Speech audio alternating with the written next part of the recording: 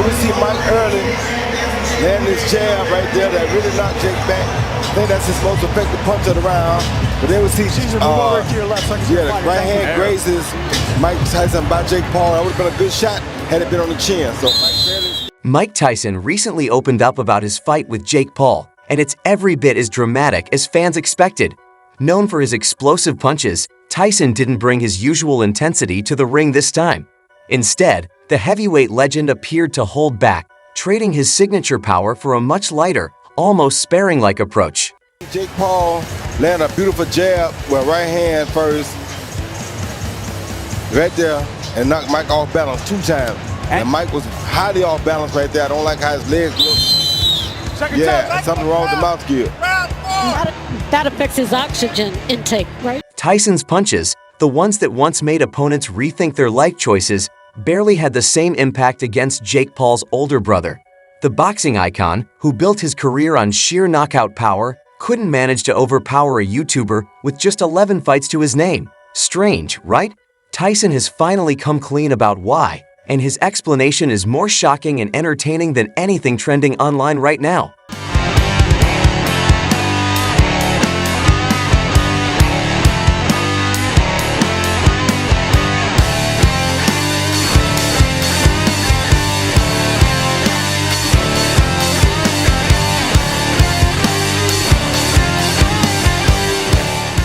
Mike Tyson, people talk to. There's certain people that are just crazy, man. Well, these people that think that he don't stand a chance against Jake Paul, they're like, this shouldn't even because he's too old. I was like, I think you're crazy. Well, they're definitely uninformed. Yeah, because here's the thing: he is 57 years old. He will be 58 when they fight. He has had a long fighting career. He has been knocked out by massive men like Lennox Lewis and Evander Holyfield. You know, he's had a lot of blows, and he's also doing this very unique kind of training with electrical muscular stimulation. Joe Rogan didn't mince words when talking about the Mike Tyson versus Jake Paul fight on his podcast. He found it surreal to see a 58-year-old Tyson squaring off against a YouTuber turned boxer. While Rogan acknowledged Jake's energy and improving skills, he couldn't help but notice that Tyson's legendary speed and power weren't what they used to be. Rogan did praise Mike's iconic head movement, but he admitted the punches lacked their old knockout force. As Rogan summed it up, Jake may have taken the win, but this wasn't the same unstoppable Tyson fans once knew. Mike Tyson was right, and I was wrong. You know, when you guys know the whole story about Shark Week, and you know, if you don't, I begged him not to do the Roy Jones fight. You're too old. I love you. I don't want to see you take any more punishment. So I set him up on Shark Week. He got paid good money. And he's like, you fucking... So he almost flipped out the last day and was ready to kill everybody on the boat because he had to jump in with all these sharks again in the middle of Florida. And he's like, this fucking asshole says that, you know, he cares about me and everything else. I've been fighting since I was 12. And he throws me in the ocean with a bunch of sharks. He was right about that, too.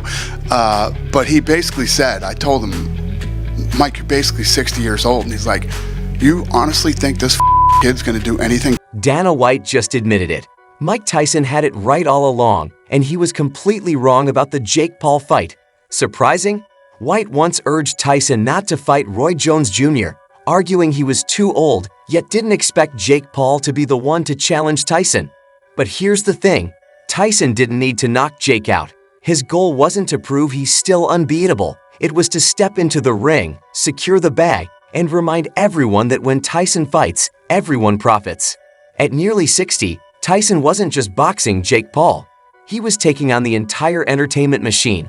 So, the next time you settle in for a hyped-up fight night, remember, it's less about the sport and more about the spectacle. Fight was scripted. Everyone is talking about this on X, and the script was actually leaked on X a few days ago. Now this script has went viral. Let's see how accurate it was. The opening bell rings, Tyson is showing flashes of his old form, which actually happened. As soon as the bell went, Mike Tyson came out with that head movement, pushing forward. Immediately he stalks forward with his signature bob and weave style. Now let me just stop right there.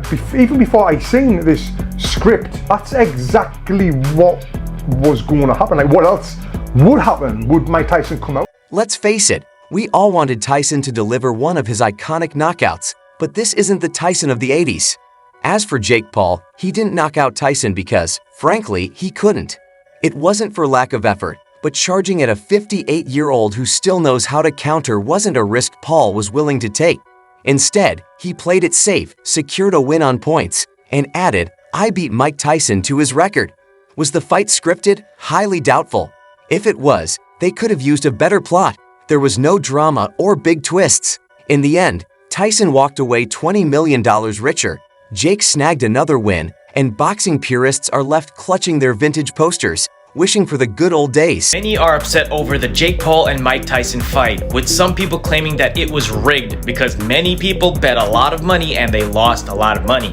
Allegedly, there's this script that got leaked showing how the fight was supposed to go down between Mike Tyson and Jake Paul. This was actually covered by World Star Hip Hop. So let's read this alleged script and see how the fight was supposed to go down. So round one was supposed to go like this. The opening bell rings and Tyson, showing flashes of his old form, immediately stalks forward with his signature bob and weave style. Mike Tyson just dropped a revelation about the Jake Paul fight, and now fans are buzzing that the whole thing might have been more theater than sport. A supposed leaked script laid out every move, every punch, jab, and even the dramatic stumbles, like it was ripped from a cheesy reality show. In the opening round, Tyson brought out his signature bob and weave style, while Jake Paul spent most of the time circling the ring, dodging like he was avoiding responsibilities.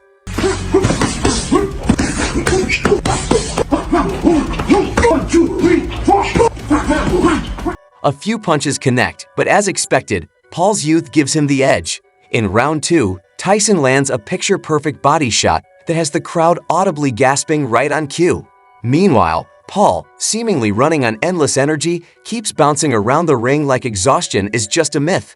The ring cautiously, Tyson lands a few jabs, but Paul's youth shows in his superior ability. Paul connects with a quick 1-2 combination before retreating. Tyson's timing appears slightly off, his punches a fraction slower than his prime.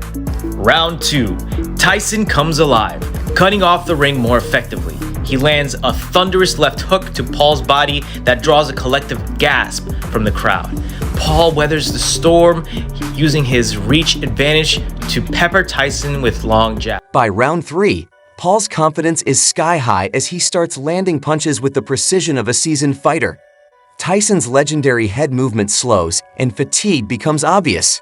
Paul takes full advantage, showcasing his footwork and connecting clean shots. Fast forward to round 5, and Paul unleashes a perfectly timed combo that sends Tyson to the canvas. The ref counts to 10, and Paul wins by KO, but the crowd can't shake the feeling they just watched a stage spectacle. While Tyson didn't flat out say the fight was rigged, let's be honest, it doesn't take a genius to see this had more theater than true boxing grit. Like I expected it to be. What is your assessment of Jake Paul, the boxer? A very good fighter. Do you think he deserves respect from the public? Absolutely. Hey, that was a good slap. I like that. The Texas Department of Licensing and Regulation apparently didn't want to risk a real fight, so they turned it into a glorified sparring match with just enough action to keep fans watching. Tyson claimed it was for the fans, but what they got was a toned-down version of boxing. No knockdowns, no knockouts, just two fighters taking it easy in front of a paying audience. Tyson even admitted to carrying Jake Paul, deliberately helping the YouTuber-turned-boxer look good in the ring. Tyson later revealed a shocking reason for his performance, a near-death experience earlier in the year. He lost half his blood and underwent 8 transfusions, which, he said, impacted his abilities in the ring. While that explanation added context, it didn't do much to calm fans who felt they'd paid for a real fight but got a carefully choreographed show instead.